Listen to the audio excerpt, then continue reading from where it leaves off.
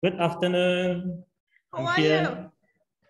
I'm good. Thank you so much. How are you, Titing? Alhamdulillah. Thank you so much for joining us today, Dr. Hiram. Okay, since the time is already 1 o'clock, so please allow me to open the session. Thank you. Bismillahirrahmanirrahim. Assalamualaikum warahmatullahi wabarakatuh. Good afternoon and Sampurasun. Dr. Hiram, Sampurasun is like local greeting. Maybe you ever heard when you came to Bandung last time. Oh, first time. Okay. Good to learn. Yeah, dear guests, ladies and gentlemen, today is 25th of March 2022. We are going to have the 12th session, Stepar Eurasia International Short Course. The event is held by Stepar Iapari Bandung in partnership with Eurasia Foundation Japan, starting from 15th of February until 12th of April 2022. In this occasion, I would like to welcome our distinguished guest, the head of Stepar Iapari Bandung, Professor Dr. Nok Mariani. Welcome, Ibu. Welcome. Thank you. Lectures, students, committee, and also the speaker today is Dr. Hiram Ting from UCSI, University Sarawak, Malaysia. Okay, there are some agendas for today. There are opening and also welcoming speech. After that, we are going to have the presentation session from Dr. Hiram. He will go share about the tourism in Asia, sustainable tourism, and also responsible tourism. And after that, we are going to have Q&A. So all participants here, you are welcome to prepare the question. Dr. Hiram will be happy to respond and to have discussion for that. And then after that, we are going to have the rewarding and closing session. Ladies and gentlemen, now before go to the presentation of Dr. Hiram, we are going to invite the head of Stepar Iapari, Professor Dr. Nok Mariani, as the head of Stepar Iapari, and also she is a professor in tourism geography. Please, Ibu. Baik, terima kasih. Assalamualaikum warahmatullahi wabarakatuh. Good afternoon, everyone. How are you today? The honorable lecturers and all the participants in the event International Short Course Eurasia Community and Tourism Sustainable Development with the term Challenges for Tourism. Thank you for attending our event, and I wish we are healthy. I would like to appreciate my gratitude to our speaker from Malay, Professor Hiram Ting. Thank you for spending your time to share your experience to participate in this event. This event is a collaboration between Stepar Iapari Bandung and Eurasia Japan. It has been started since February to April 2022. Today is the 11th and 12th session. In the 16th session, we have planned. Tourism sustainable is a challenge because it is one of series of world commitment in rising sustainable tourism development program. Tourism as an industry without pollution must actively participate in preserving an environmental and sometimes as mean of community environmental.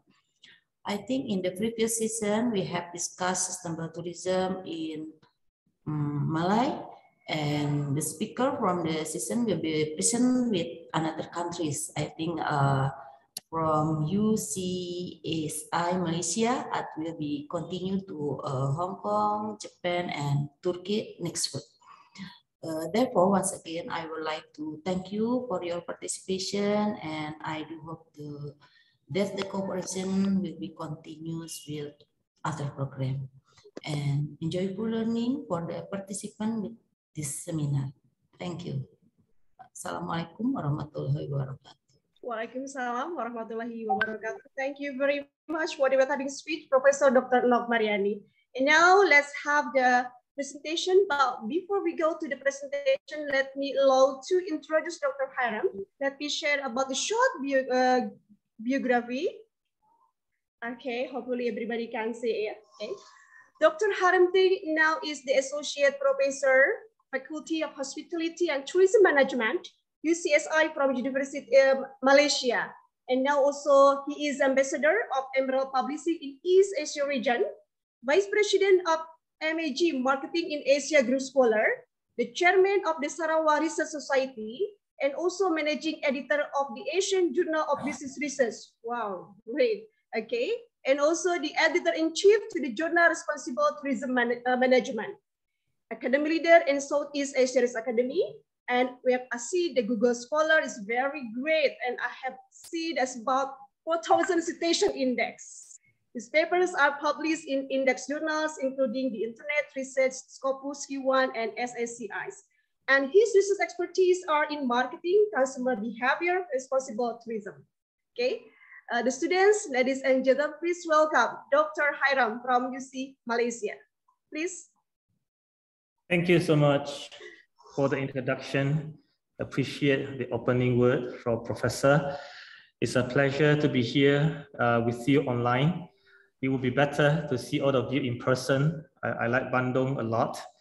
The weather is good, even though I did not really go for shopping at that time, but I still enjoy my experience, and I hope to visit Indonesia, Bandung, in the near future.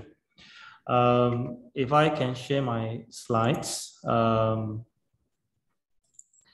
So I understand that the overall theme of this program is ASEAN or Asian Community and Sustainable Sustainable Tourism Development, Challenges for Tourism. And I would like to discuss with you what responsible tourism is about. And when we look at sustainable tourism or sustainable development, is responsible tourism another rhetoric, another catchphrase, you know, people like to use in order to beautify, amplify their work, or is it a reality, and how we should respond to it? So sustainable tourism has been around for a long time, and Sustainable Development Goals, an initiative under United Nations, have been, you know, implemented in many places. And we would like to look into Sustainable Development Goals or Sustainable Development Practices through the lens of responsible tourism, especially in the wake of COVID-19, because the pandemic, this crisis affects almost everything, basically. So before that, again, my gratitude to Stay Par for giving me the opportunity to take part in this event. I'm very bad at controlling my time, so it's 2 o'clock in Malaysia. I will try to finish everything within an hour. I would love to respond to your questions in any way possible. So let me begin. Now, as I mentioned earlier, sustainable tourism is not a new thing to us. How much it is implemented, it varies from one location to another.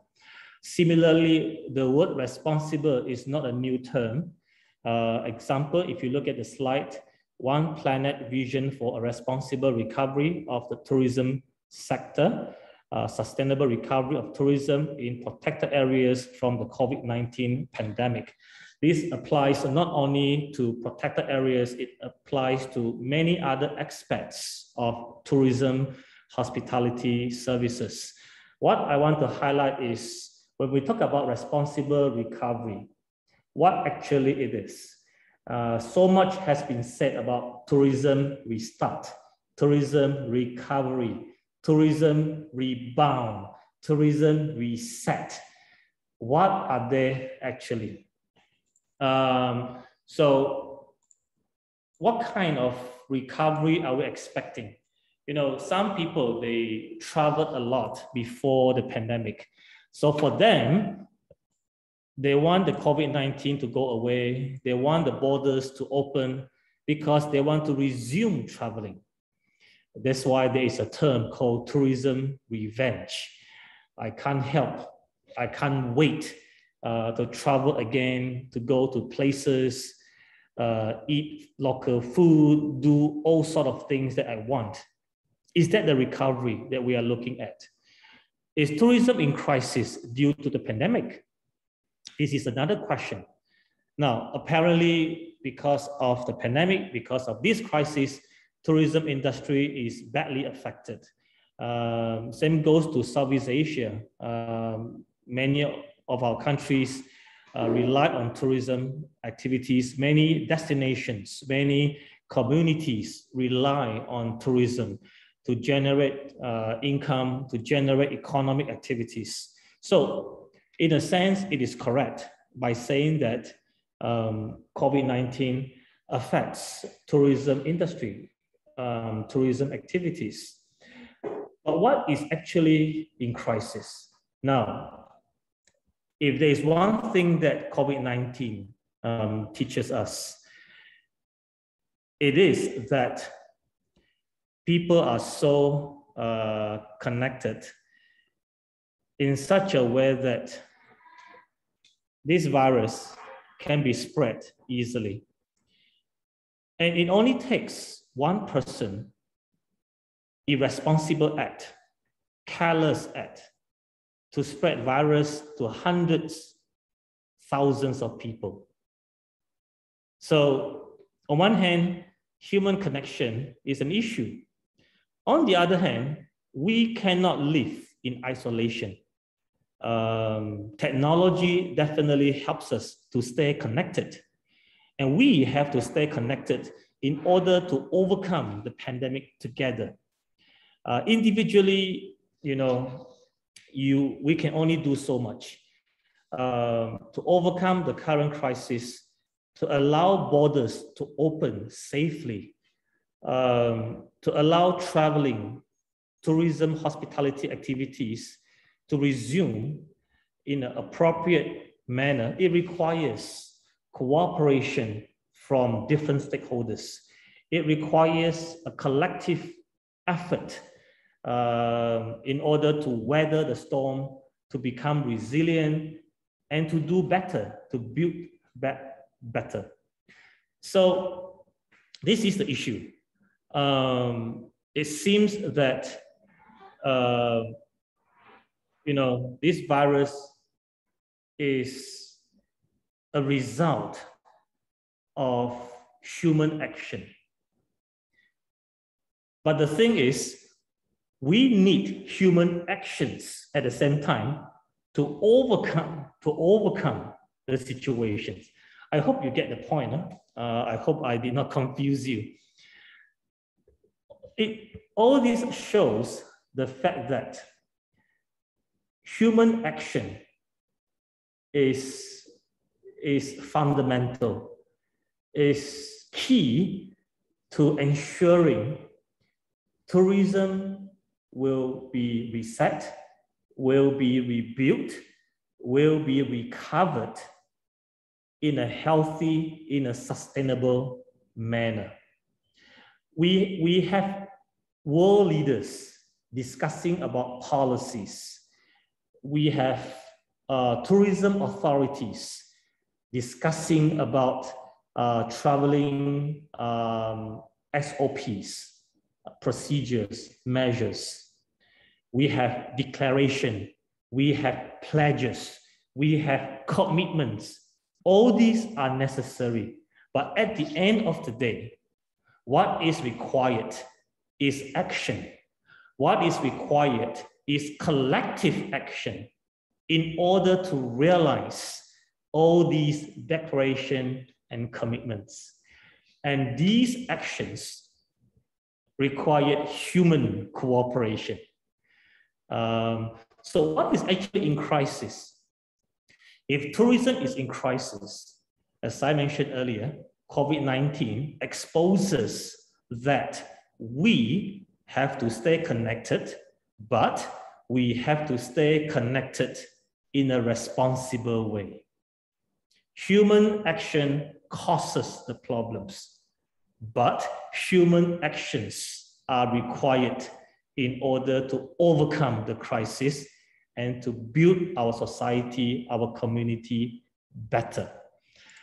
So with that said, as the backdrop, I would like to spend some time discussing with you what responsible tourism is about and why responsible tourism is not sustainable tourism, but it is related to sustainable tourism, and it is necessary to make tourism sustainable in Asia, in Southeast Asia.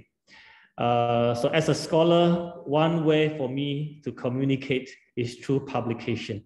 So I wrote an article with my colleagues, Responsible Tourism, a Call to Action for Turbulent Times.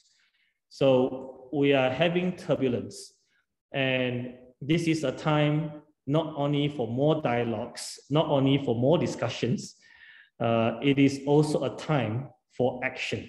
It is a call to action. So to put it simply, responsible tourism is not another tourism label. Responsible tourism is not another tourism product. This is why on the first slide, I asked the question, is it a mere rhetoric? Another concept for us to learn, another catchphrase for us to talk about? It is not. It is actually a call to all of us. It's time to turn our words into actions. The second article, Responsible Tourism, a new era of responsibility. We can call this era the era of digital technology, the era of digital information. The current generation, we call them Generation Z, Centennials. We have all these labels, all these words, all these terms. What about this? This is an era of responsibility. Yes, we have all the technologies. That's why we have Industrial Revolution from 1 until 4. And now we are moving into 5. We have digital technology, we have AR, VR technology, we have robots, automation, automatic technologies. But the essence of this development and what we would like to highlight when we talk about Industrial Revolution 5.0 is the balance between technology and human. So, and when you include that human part, like I said earlier, when we talk about recovery, is it just a mere restoration of what we did before? It must be more than that. It must be more than that. And that more, quote, quote, my opinion is the sense of responsibility. It doesn't matter if you are a professor or if you are a student. It doesn't matter if you hold a position or you are just in your early 20s. It is something which every individual can do. Responsibility is not about age. Yes, you can be 50 years old, you can be 15 years old, but we can all learn to be responsible. This is the era of responsibility. We continue travel, we continue do certain things that we did before, but if we do it with responsibility, this is what will sustain the industry, including tourism industry. Moving on to the next article, responsibility, responsible tourism, and our response. So basically, the highlight here is our response. It's time for us to respond to what we know, what we learn, consider the environment that we have, consider the context that we have. What can we do?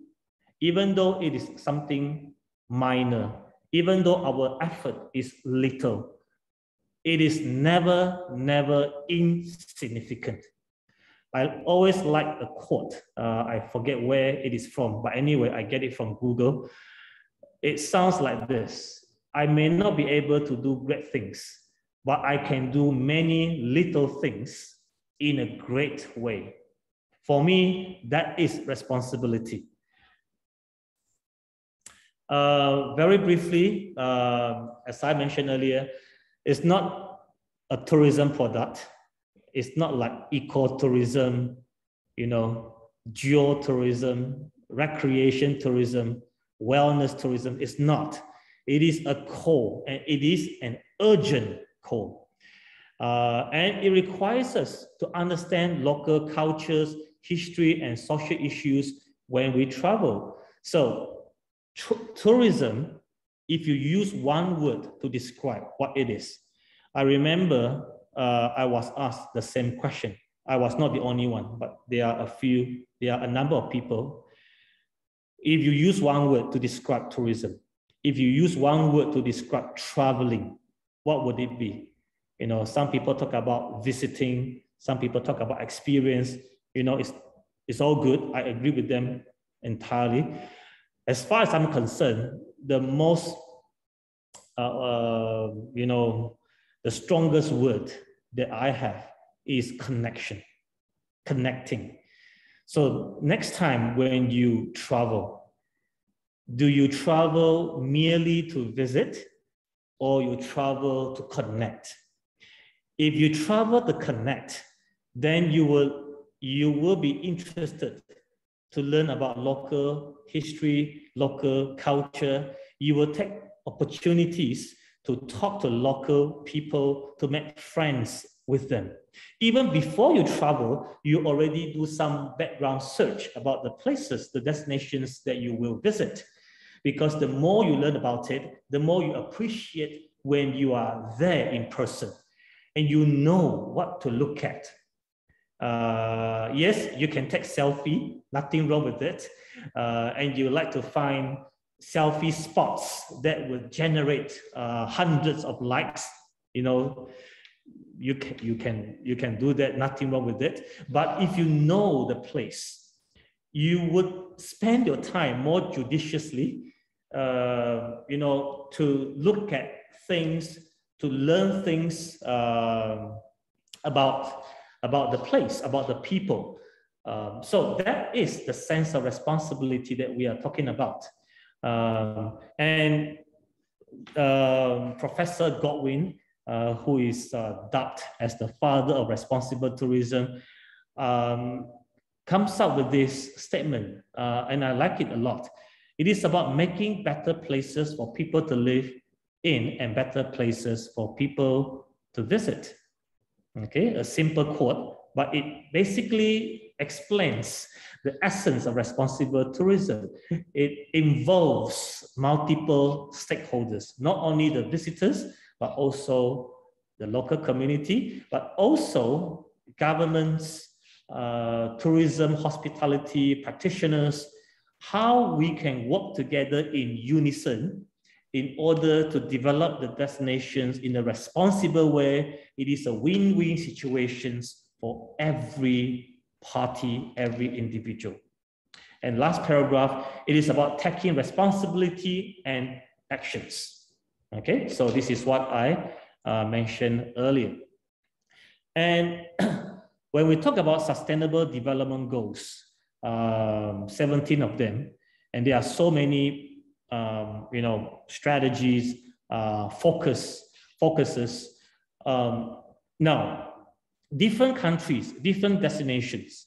I'm in Sarawak, and most of you physically, I believe, are in Bandung. Different places have different situations. So when we talk about responsible tourism, when we talk about actions, we need to know what are the priorities in this particular destination. And therefore, we need to consider the specific context. What is important in this place may not be important in another place. What is urgent in this place may not be urgent in another place. Now, on one hand, We need to know what are the global issues. We need to take part. Nothing wrong with that. We talk about climate change. We talk about human trafficking. We talk about waste management. We talk about the use of single-use plastics. For example, these are some of the global issues which apply in every situation. Yes, they are important. We need to ask, are they urgent in your destinations? And we have to remember, we have limited resources. So while all these things are important, how do we manage our resources in an effective way so that we can address what is urgent without losing sight what is important? I hope you get the point. Huh? So that is what responsible tourism is about. Sustainable development goals are applicable in everywhere, in any destinations, but when it comes to implementation, we need to consider what is important, what is urgent, and what is significant in the long term, in a specific, in a given context. Now, by saying this, I hope you have a better idea now why responsible tourism is not another tourism product. The reason is because when we talk about responsible tourism, it is also about how we use tourism as a means, as a vehicle to improve environmental well-being, to improve community well-being. I hope you get the point. It's not so much about tourism as a goal, as a product. Rather, tourism becomes a process. It becomes a means. It becomes a vehicle for us to improve certain things, to address certain negative issues. Let me give you one example. Sarawak has a lot of similarities with Kalimantan. One of them is mining, gold mining.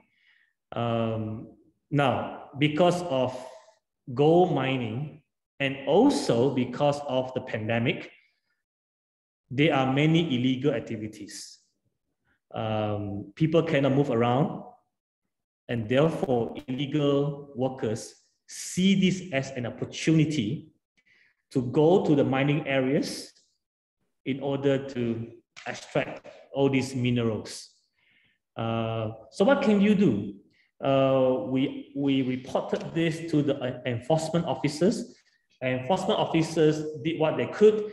They blocked the place, but it seems that the more they block, the happier the illegal workers are. Because when you block, it means that normal people, local people, community people cannot visit the place. Illegal workers continue, do their work without any interruptions.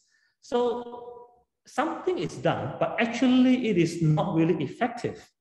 So what we did over the last 2 years is not a successful case yet, but at least we begin to see some effect. And that is, we use tourism development as a process to empower local people, to awaken local authorities to look after this place, to generate some business opportunities.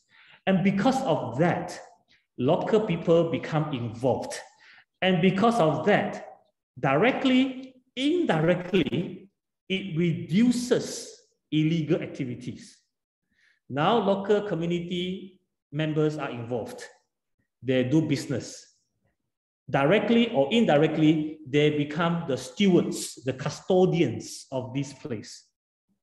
Directly and indirectly, it reduces illegal mining activities. As I said, this is not a successful case yet, but we begin to see the effect. I hope you get the point. Our ultimate goal is community welfare. our ultimate goal is to eradicate, if possible, illegal activities. How to do it? We do it through tourism activities. And this can only be done if responsible tourism framework and responsible tourism roadmap is implemented. Okay, so officers, authorities, members who are involved are not necessarily from tourism field, not necessarily from tourism sector, but we work together through tourism in order to address the negative issues and to generate the positive aspects. So we also talk about regenerative tourism. So responsible tourism, responsibility is the fundamental basis to sustain tourism development and all the economic, social welfare in any destinations. And because of that, again, if you look at the second statement, when human actions are required, when human cooperation is required, trust and respect are absolutely necessary. And if you look at the last paragraph, it's not about more dialogues, it's about taking pragmatic approaches. Not every approach works, and therefore we must know what are the priorities. We need to design our implementation to suit the given context. Okay, I hope you have some ideas what responsible tourism is about. Oh, my apology, another slide.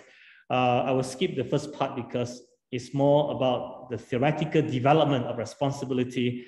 But if you look at the second paragraph, especially the highlighted part, it needs to be supported by a tourism framework that is community-centered to redefine and reorient tourism in a manner that upholds the rights and interests of local communities and residents. So later on in my presentation, I will give you practical examples. I don't want to give you too much conceptual lecture, but examples highlighting why responsible tourism is very much about community orientation.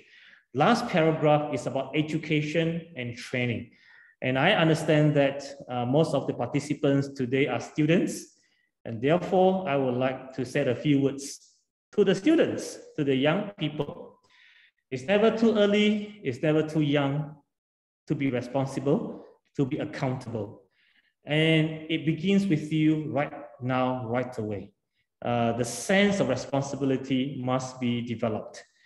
While you learn so many subjects, you learn so many skills at the universities, don't forget, there's another thing which you need to develop right now, and that is the sense of responsibility. I don't know if there is a subject on this. As far as I'm concerned, whenever I teach marketing, whenever I teach tourism, whenever I teach research methods, I always instill that sense, the sense of responsibility into my students, because your decisions matter. The way you make decisions, the way you consider things, the way you think, the way you handle your emotion, the way you work with your group members, the way you resolve conflicts, the way you communicate with your fellow classmates from different backgrounds. All this, trust me, are opportunities for you to learn to develop the sense of responsibility. You are leaders today. You will become leaders tomorrow. We need leaders with mindful growth mindset to make rational decisions, to make decisions for the best interest of the citizens of the community. I will skip this part because what I want to highlight is the role of education today, especially with all of you in this particular webinar. As I mentioned earlier, tourism connects people. It is not just about visiting a place. It is about connection. And COVID-19 seems to complicate the matter. If you look at the bottom part of the slide, we talk so much about hand sanitization. What about sanity? People lose their mind as a result. Yes, we keep our hands clean. That's wonderful. But we must also keep our mind sober. We talk about social distancing. What about distanced socializing? We still need to socialize. We cannot live in silo. We cannot live in isolation. We still need to socialize, but we need to do it in a responsible way. So we need to follow SOPs. We need to adhere to any health measures while we still keep our socializing going. I hope you get the point. Internet connection or interconnectedness.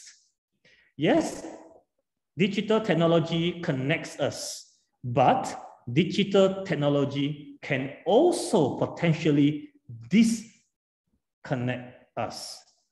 We rely too much on artificial learning. We rely too much on Zoom platform. Nothing wrong with Zoom. We are on Zoom right now. But you begin to lose human touch. You begin to lose human sentiment. And that is not healthy at all. So yes, we utilize all these technologies. We utilize robots. We utilize automations. But in tourism, in hospitality, human connectivity still plays a significant role and more important role, I would say, despite the advancement of technology. Last point, movement control order, MCO, or more collaborations opportunities. Even though we want COVID-19 to be away, we don't want COVID-19 to persist. On the other hand, crisis always breeds opportunities. Crisis always breeds innovation. And let me add this, crisis also breeds responsibility. So for many of us, we see opportunity. For many of us, we see innovation. And hopefully, for many of us, if not all, we see the importance of responsibility. I don't want to elaborate this, but during her speech, I really like her talk. She is the Prime Minister of Barbados. But if you look at the highlighted part, you can have the script. I think I provide the link of the full transcript. It is the lives and it is the living of our people. Okay, and we have been listening to speeches after speeches, so much talk, so much dialogues. At the end of the day, the last paragraph, what is clearly required now is a behavioral change. It's about taking action. It's about the will or the political will to collaborate, to cooperate. That requires us to put aside our self-interest in order to work together for a common goal. I know easy said than done, but can you find another solution? If we get rid of the current crisis, God forbid, don't be surprised, because of our irresponsible action, we cause another crisis. It could be more deadly. Again, we don't want that to happen. Oops. Recently, she gave another speech at COP26 about climate change. The resolve and ambition that is solely needed to save lives and to save our planet. I hope our young people, our students today, we are not too young to make such a strong resolve that enough is enough and we need to do something within our capacity. We may not be able to save our planet today, but we can definitely do something for our family, for our neighborhood. And that sense of responsibility will grow in you, will become stronger and stronger. That core in you eventually becomes your mission, even your destiny to do what is right for your society, your community. Leaders today, not leaders in 2030, 2050, need to put their acts together to make things happen. So this is what responsible tourism is about. If that surprises you, and when we look into sustainable tourism, like I said, these two terms are not competitors. Rather, it emphasizes the fundamental issue, and that fundamental issue concerns our behavioral change, our will to take action, our will to cooperate with other stakeholders in order to realize what has been said into practical approaches to make things happen. Okay, so as I mentioned earlier, all of you are leaders today, future leaders. I know this slide is very negative, but I feel obliged to say this. There are so many negative issues out there that includes depression, even the symptom of depression. I don't need to know you to believe that some of you may go through this, even right now. It's something so real that it makes young people believe that committing suicide is the only option. As an educator, as a tourism person, you may say, this has nothing to do with tourism. Let me say this. This is exactly what responsible tourism is about. We have to be mindful of this. And as educators, apart from them getting good grades, doing what is necessary to excel academically, we have to take care of their social-emotional well-being, that sense of responsibility, taking good care of themselves, knowing how to take good care of themselves.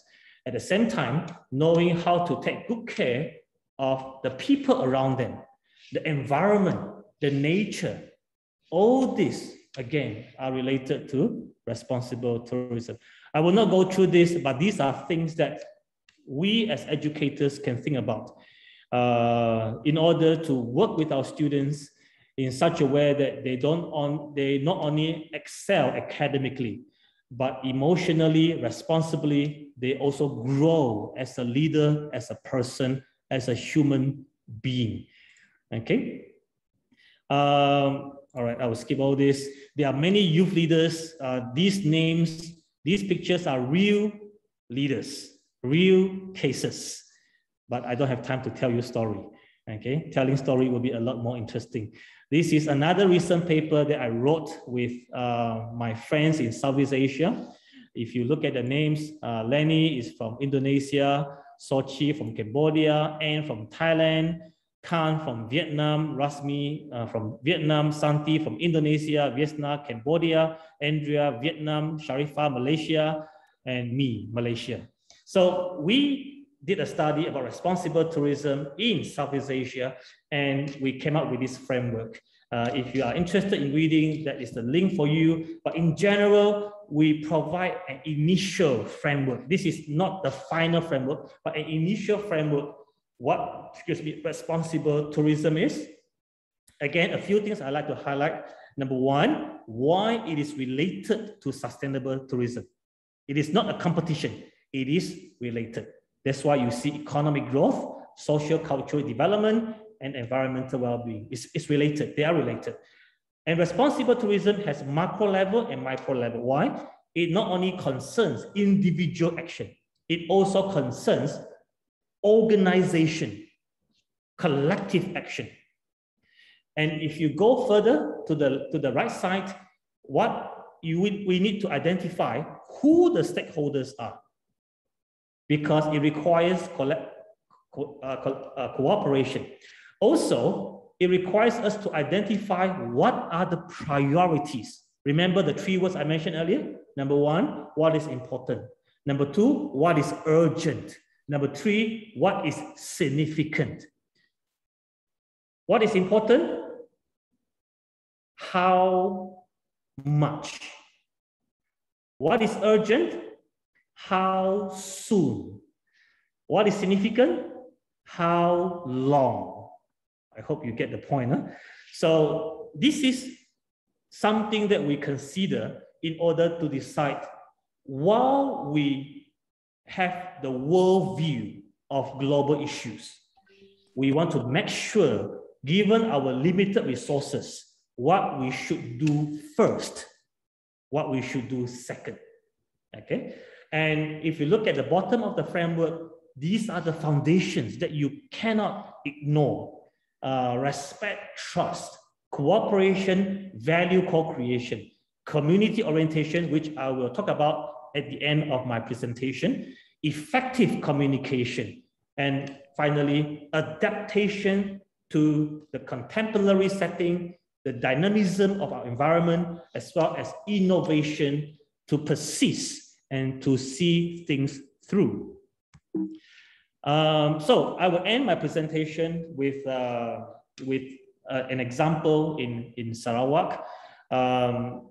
This project started when pandemic started. I don't want to say it is a blessing in disguise, but you know, as I mentioned earlier, crisis breeds opportunities, innovation, and responsibility. So we work with the Ministry of Tourism and other tourism authorities and stakeholders in some rural areas, suburb areas, and we call this project Green and Gold Experiential Tourism. Green refers to nature, gold refers to culture. And this is a place where it is blessed with nature. It is also a place with gold mining activities. So we use these 2 words to figuratively, portray.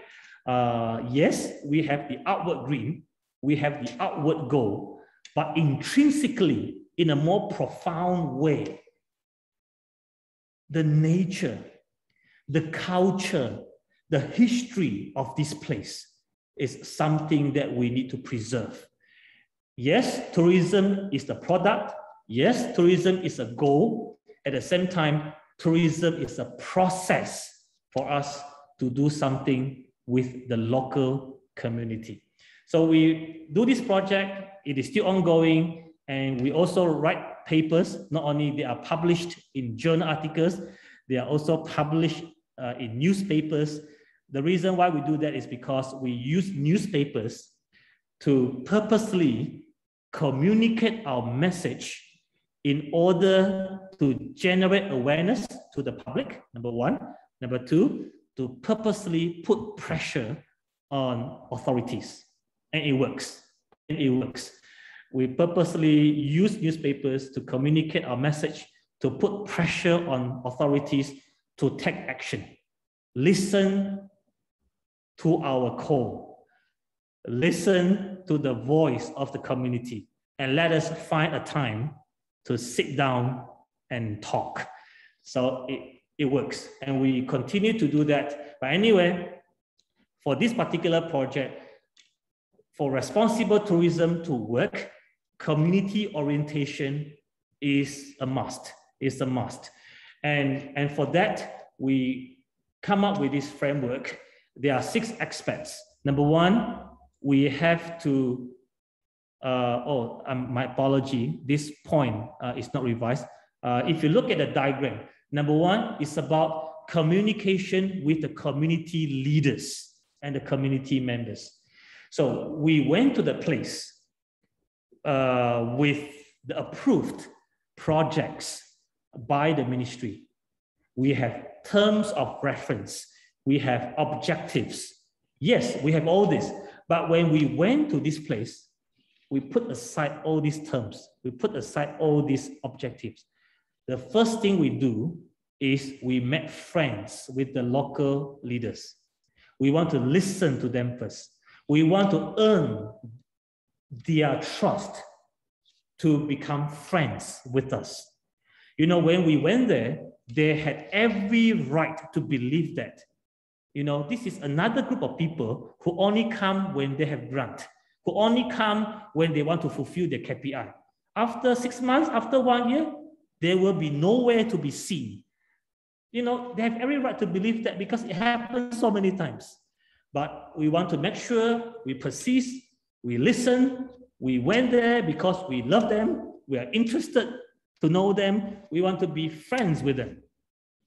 And when we become friends with the local leaders, it becomes a lot easier to work with local members. There are many stories I can't really go through, but Indonesia, my goodness, is a place with so much potential and so much is done. When I visited Bandung, Jakarta last time during a conference, when I heard their presentations, there are so many good case studies, good stories related to community projects. I need to learn a lot from all of you anyway. But anyway, this is what we did. And secondly, we have to work with the local authorities. Like them, hate them, we have to work with them, okay?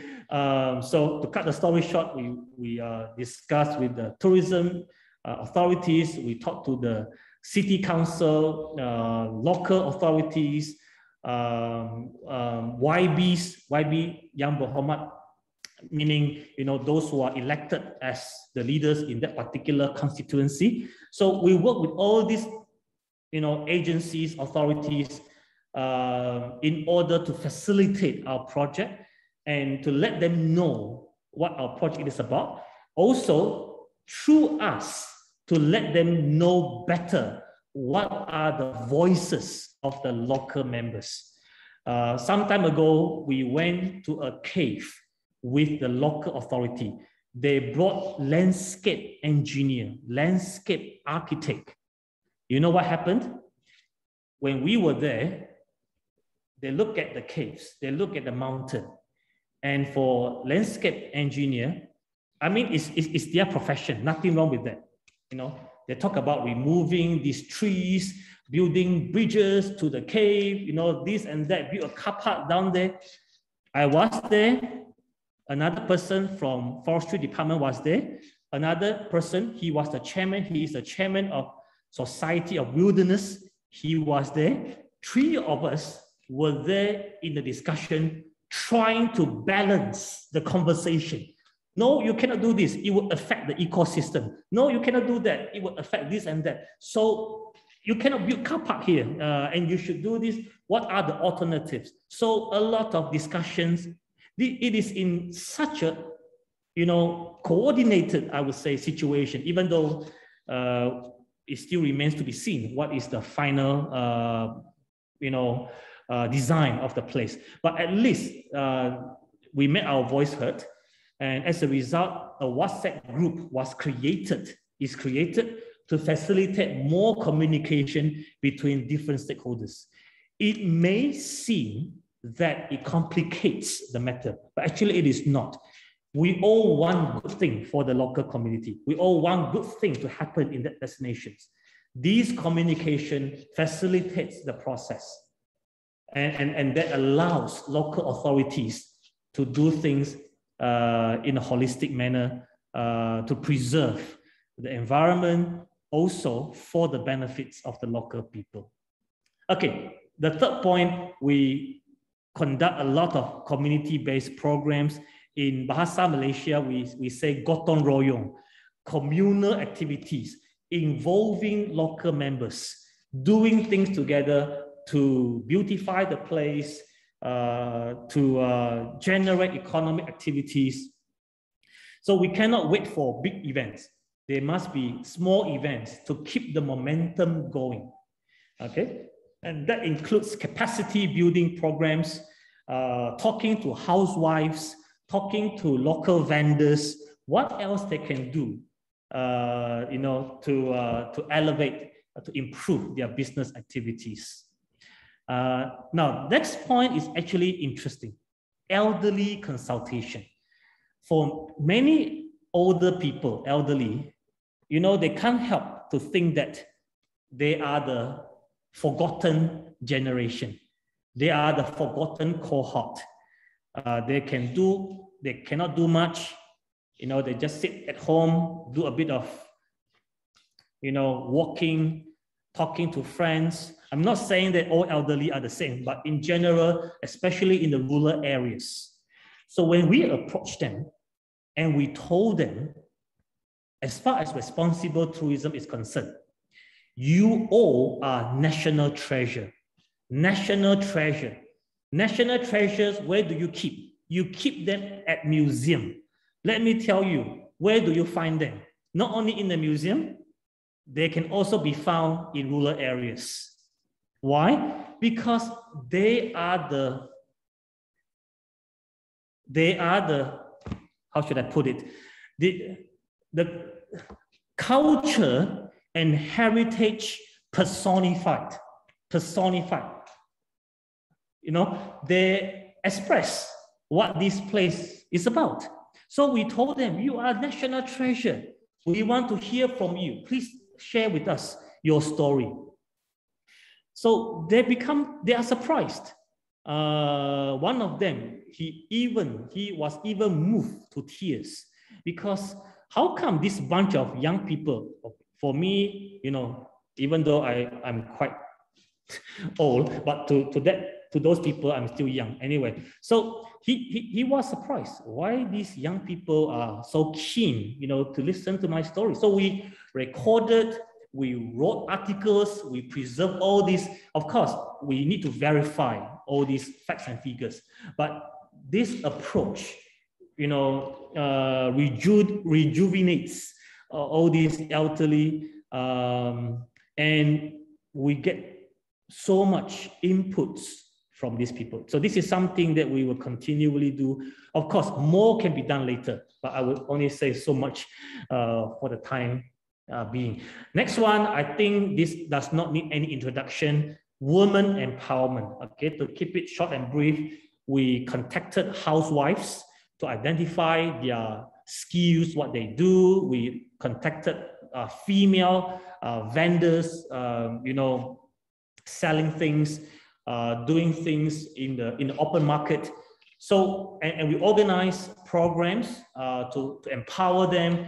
We use social media to promote their products, their services, in order to generate more interest among residents, not only in that particular area, but also in other surrounding cities and towns. Okay, so this is again another ongoing thing. Lastly, education. Again, something which I mentioned earlier. School engagement. We work with education department. We approach headmasters, principals. We work with teachers, and we hope we will work with parents soon. We were limited because of MCO in the last 2 years, but we have started doing something because we strongly believe school engagement is another way to involve local community, empower them, teachers and students, together with their parents who constitute community members. These are very much the focus of responsible tourism when we develop these rural areas. Okay, so I hope I give you some ideas. We conducted some activities with schools, and we introduced them what responsible tourism is about. And we, you know, in our last meeting was in January or February, I can't remember, last month, could be last month, where we organized a forum. We came together with approval from the Education Department, Sarawak, to conduct dialogues, how we can work together. They told us about their landscape at school. And we told them we would work with them to beautify, to work on the landscape. But at the same time, how we can introduce responsible tourism to them, because there is one particular school. It is by the roadside and it is not far from a scenic place. It is not far from a scenic place. So this school is not only a school, it can also become an attraction. And they are actually community members who can become custodians, stewards of this particular area. So on one hand, we rely on authorities to take care of this place. On the other hand, we need local members. So these teachers, students are very much involved, will be involved in all these projects. I think I'm done. I speak for about an hour. So these are just some pictures related to the activities that we have been doing, capacity building program, paying courtesy visit to principal, to local authorities.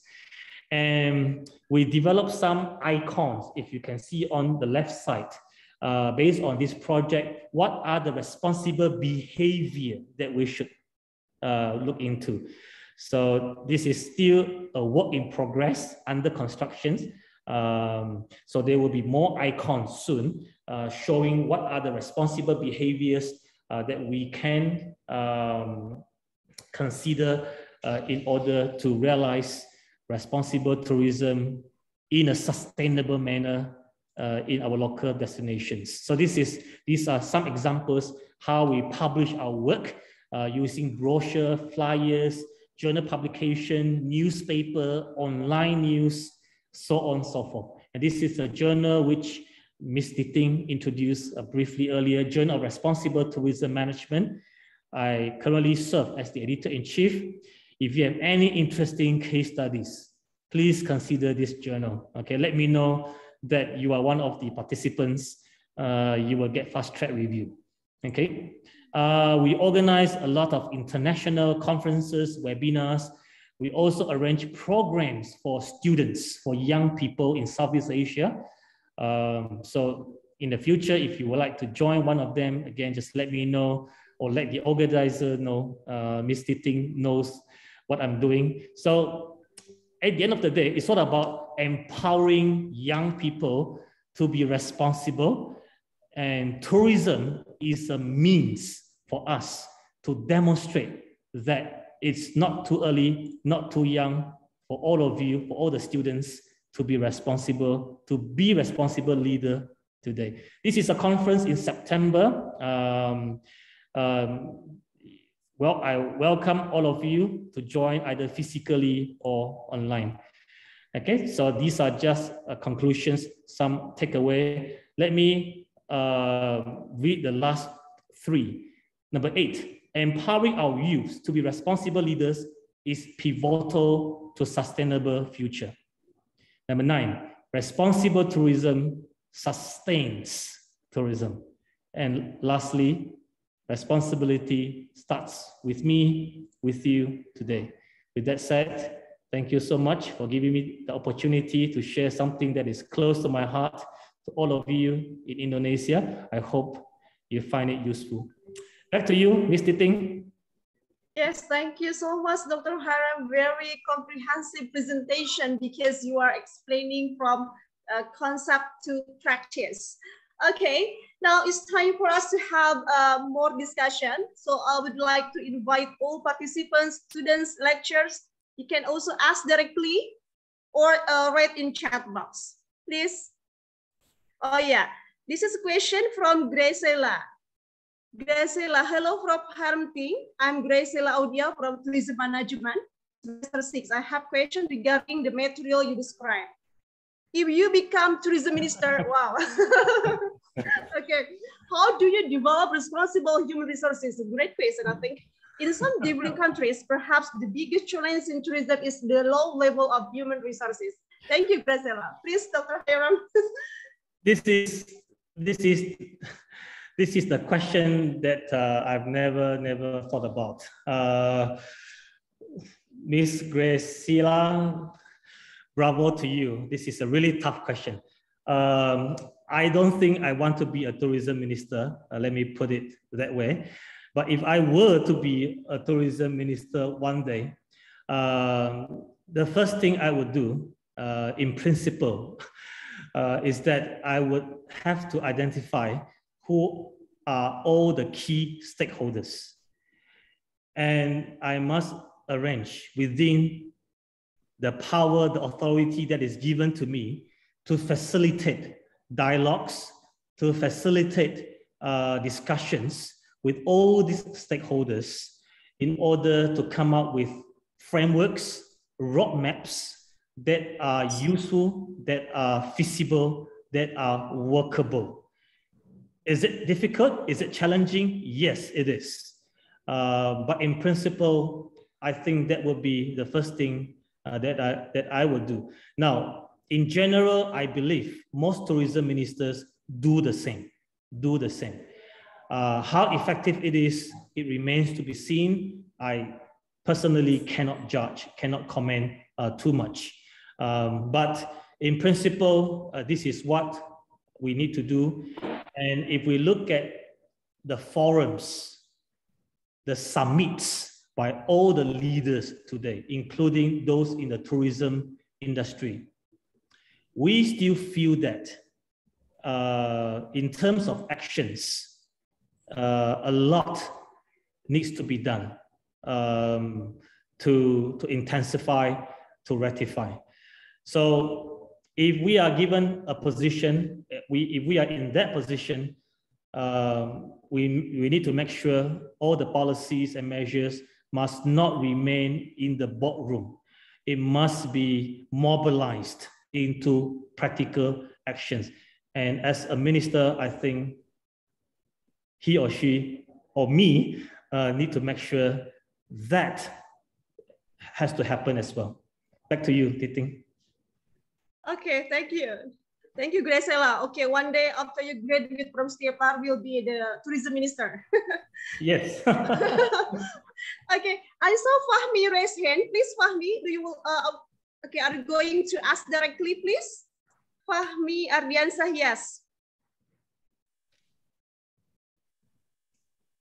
Can you hear my voice clearly? Yes, Fahmi. I can hear your voice, please. Okay, thank you for the opportunity. My name is Fahmi Ardiansah. I would like to that's your experience. How do you apply the concept of sustainable tourism if the people in the environment or that area don't know about sustainable or tourism itself? And and not about that, it's also about how do you make and move them to act and have responsibility about that. Thank you. Thank you, Fahmi, for the question. If I understood you correctly, I think my response to you is related to the first question from Graciela, especially the last part of the question. And it is also related to my presentation earlier. When you work with local community, and the members may not really know about sustainable tourism. They may not know much about how tourism can generate economic activities, how it can be used for social development, for environmental well-being. What they care about is their survival. Who cares about protecting animals? All they need to do is to survive first. They may not have, well, they have indigenous knowledge, which is really, really precious, but they may not have that holistic approach to preserve certain cultural heritage. I would say this, talk to the community leaders, So communication is important, and we have to begin with the community leaders, and gradually it expands to more community members. And many times when we go to the community, we like to tell them what we have prepared before listening to their issues, before understanding the context. So preliminary work needs to be done to understand the issues, to understand the context better before we implement anything. And also, as I mentioned earlier, communicate with the community leaders, because we need them to work with us before we can organize any capacity building program, before we can capitalize limited human resources in the area. You know, you don't have to do something big if the resources are limited. Do something small, but do it in a significant way. So that actually provides opportunities for every individual. You don't need to go to a place with a big funding. If government gives you a big funding to do something, wonderful, okay? If you have nothing, you are an NGO, okay? You are a socialist, you are a volunteer. It is also possible for you to do things with limited resources, limited human resources. Work with the local community, work with the community leaders, listen to them first, communicate with them. Don't be surprised. I am surprised and amazed every time, because there will always be something that I can learn from them. And because of that dialogues, we see something differently. We revise our programs.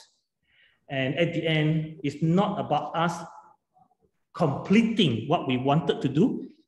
It's more about seeing the impact on the community, the positive impact on the community. This may not be an answer to Fahmi, but again, I hope this is a response which you can consider. Okay, thank you, Dr. Hiram. Fahmi, hopefully it answers your questions here. Okay, I see also Pak Taufik, but before go to Pak Taufik, I see here from Gantina Suciati, also there is a good question, Dr. Hiram. I would like to ask how to educate local communities in tourism potential areas to increase awareness about sustainable tourism, which basically the general public has never received formal education regarding tourism management. Thank you. Thank you, Gantina. Yeah. Yes, please, Dr. Hiram. Thank you. Yeah, it is true. Again, responsible tourism, if you remember the framework that I showed earlier, it can be seen through the lens of macro perspective. It can also be seen through the lens of micro perspective. From the macro perspective, what you said is correct. There are things which are beyond our capacity. There are things which are beyond our reach at the moment, unless you are given a certain position, capacity to do things. However, don't forget, as I mentioned, it can also be seen from the micro perspective. We can do something. As an educator, as far as I'm concerned, I can do something with my students. As a father of 3 children, I can do something with my children. As a chairman of my society, Sarawak Research Society, I can do something with my society. It may not save the planet. It may not improve Malaysia. It may not raise, the expected outcome, or yield the expected outcome of the organization or a particular destinations. But it is something that we have to do. It has to be done in an accumulated way, so that one drop here, one drop there eventually becomes a force to be reckoned with. Eventually, we hope, things will happen for good. So I hope, again, not an answer to you, but a belief that will motivate us to keep doing what we can do within our capacity. Back to you, Titing. All right, thank you. And this is the response from Graciela. The Graciela say very good answer, Prof. It's very unfortunate if country has abundant natural and cultural wealth, if the it's missing human resource in still low. The country still cannot bear the responsibility of tourism. Okay, Graciela, this is the response for you, Dr. Hiram. Yeah. Dr. Taufik, please. Dr. Taufik Hidayat is lecturer of STEPR. He is a deputy of Students Affairs. Please, Dr. Taufik, He just finished his doctoral degree in UGM University, taking the tourism of study. Wow, nice meeting you. Okay, thank you, Ms. Titing. Good afternoon, Prof. Hiram. How are you? I'm good, thank you. Okay, it's a good presentation. Thank you. Let me introduce myself. My name is Taufik Hidayat from Stiparia Pali. And I will discuss about sustainable travel. I feel sustainable travel is something that doesn't get enough emphasis. In fact, I feel that travel probably can be one of the most selfish activity. If we are not aware of our action, the amount of carbon footprint left by tourists at the beach, mountain trail, or even popular city is sometimes far more produced by local. It has led to the complete collapse of ecological system. The question is how to best practice sustainable travel on holiday journey, Prof. Okay, thank you. Thank you, Taufik. I believe if we Google search for answers, you will get multiple answers, and different people have different views. But for this particular webinar, if I may emphasize on one point, I am a firm believer of education. I don't know how I can change the behavior of seasoned tourists, those who have been traveling for many years. They do things, in a way that it is already their routine. It's difficult to change, but I believe that through a more holistic education system, we can educate, inculcate our young people today what responsibility is, how they can conduct themselves as responsible tourists, as responsible travelers, responsible youth leader, why their decision matters, why their action matters. They will become leaders in the future. Not only they will be responsible to themselves, they will also be responsible to their decisions, which may affect hundreds and thousands of people. So, Taufik, if I may pinpoint one thing, that would be our education. Apart from teaching them ecotourism, all the different tourism, we should also, dedicate ourselves to teaching them how to be responsible, how to be mindful, in order to sustain our tourism future. Okay, thank you. Thank you, Prof. Thank you. But Taufik, is it answering your questions? Yes. Okay. I don't dare to answer the questions because the question is actually quite huge. Yeah, okay. Hopefully, it's a really good question. And I would just like to pinpoint just one point for the time being. Well, thank you. And here there is question from Pak Gusti Abdullah Japar, but I'm trying to understand about this question. Maybe he asked about your perspective, Dr. Hiram, about tourism, sustainable tourism in Indonesia. What should be the priority? Like you said, Indonesia has very big potential, natural culture. What do you think? Titing, I need to attend your class and then more webinars in Indonesia to learn about Indonesia. But by looking at the sheer size geographically, by understanding a bit of history about Indonesia, right. Geographical locations, people, culture, Indonesia definitely has a lot to offer and has in fact offered a lot. No surprise when I read the news about Indonesia becoming another powerhouse in 2030 economically on the global setting. But if you ask me which priorities, I won't dare to say in a specific way. But in principle, as what I mentioned in my presentation earlier, we need to always develop tourism with community in the picture. So regardless of its economic potential, mega businesses, lucrative opportunities tourism can bring in, always include community orientation, community engagement in the frame. I believe that would make tourism, hospitality, especially in the wake of pandemic or post-pandemic, a lot more interesting. People are becoming more and more conscious about sustainable issues. And in Southeast Asia, in Indonesia, we want to keep our identity. We don't have to be another developed countries the way they develop their place. Even though it is wonderful, we still keep our identity, we keep our cultural heritage. These are our unique selling points.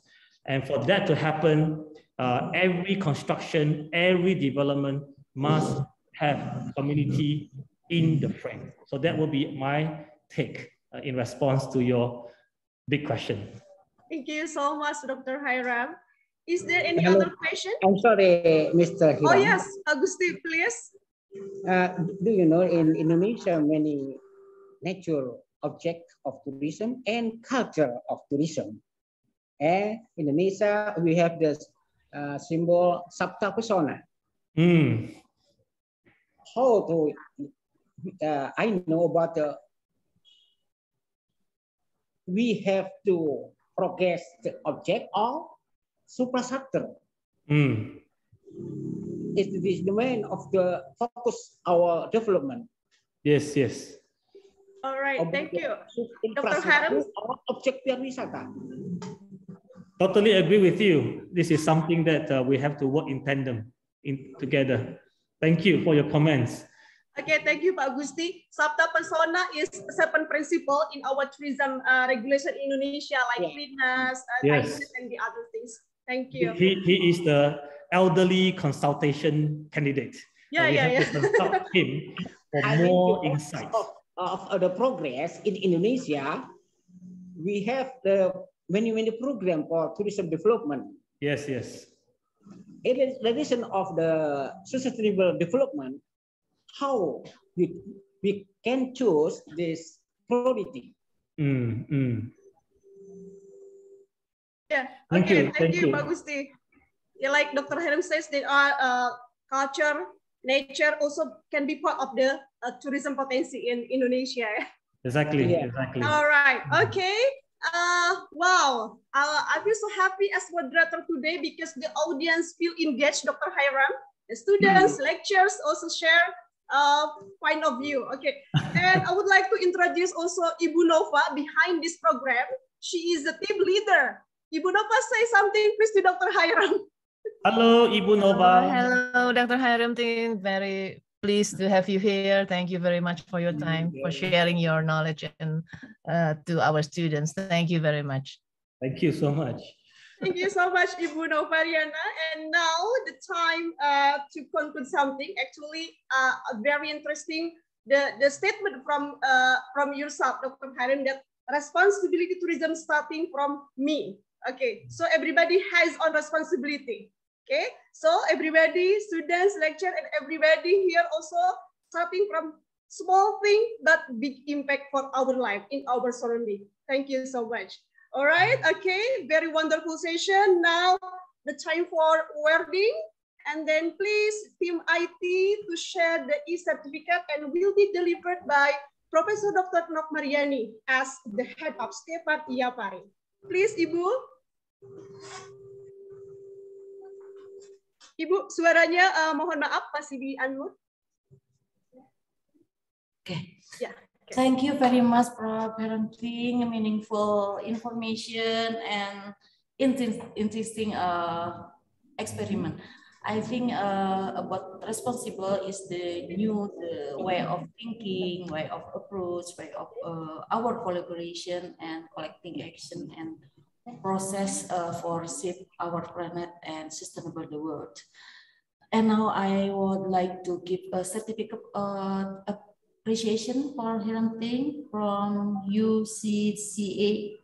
Thank you once again and interesting information about tourism and sustainable. Thank you, the Professor, Dr. Nokmariani. Thank you, Dr. Hiram Ting. And also thank you so much. This is the e-certificate for me. Oh, terima kasih Bu Titing. Good work for this session. Well, everybody, I think the time is almost up. Thank you so much for anyone participant in this very attractive discussion. Dr. Haref, you give me insightful, insight, wonderful, something new maybe for students and also for us to learn more and more. Okay. Behalf on STEPA IAPARI Bandung in program of STEPA Eurasia International Short Course. Thank you so much. And then please do apologize if there is something make you not comfortable. Thank you. Assalamualaikum warahmatullahi wabarakatuh. And please the IP to take picture together. Yeah. Oh yeah. Yeah. Okay. There are 4 slides, Ibu Nova here. Okay, slide 1, Team IT and everybody. Also, would you mind opening your camera? Slide 1. Okay, Team IT ready, please? Okay, yeah, ready. Okay, thank you, Rafi. And then slide 2. Slide 3. And slide 4. Thank you so much, Dr. Hiram. Send my best regards to your family. Thank you so much. It's a pleasure seeing all of you. Thank you so much. Thank you once please again, come to Dr. Hiram Bandung. Ting. Thank you very much Thank you. for your share knowledge, and we are waiting for you in Indonesia. Yay! Yeah, yay! Rendang is food. My last time I tried. Yeah. Okay, bye-bye. Okay, bye-bye. Thank you. Okay.